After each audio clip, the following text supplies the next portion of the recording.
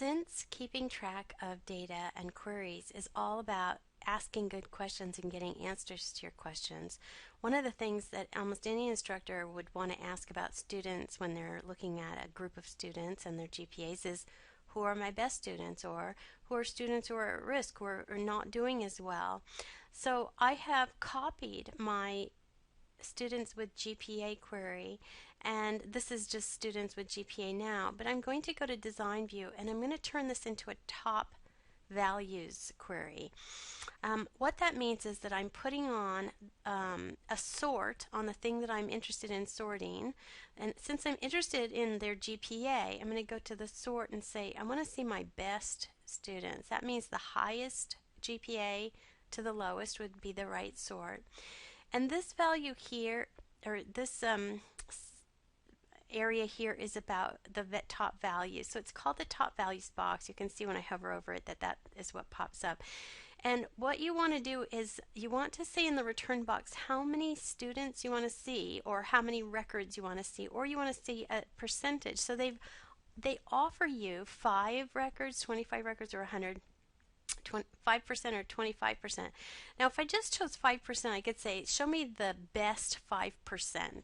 And if I run it now, it's these two. But what if I want to see the best sort of 6 students? Well, since they don't offer that, you just type in a 6 and press enter. If you don't press enter, it reverts to one of the options that they've got by default. So now if I run it, I can see that it's sorted my GPA highest to lowest, and these students right here are the highest GPA students that I have. So I'm going to save this. I've already saved it as top students, but I'm going to give it a save. And now I'm going to choose File, Save Object As. I'm going to call this At Risk Students. And it's almost the same, but it's students who happen to have a GPA that's lower than 2.0. Or I could just look at my worst 3 students if I wanted to say who needs tutoring. So let's do return 3 students, and instead of this time of it being descending, the highest scores, let's look at the lowest GPA. So this is going to return the 3 records of the lowest GPA. And Stephen, Christopher, and Lori are going to get special tutoring because you can see they're falling below the line of 2.0.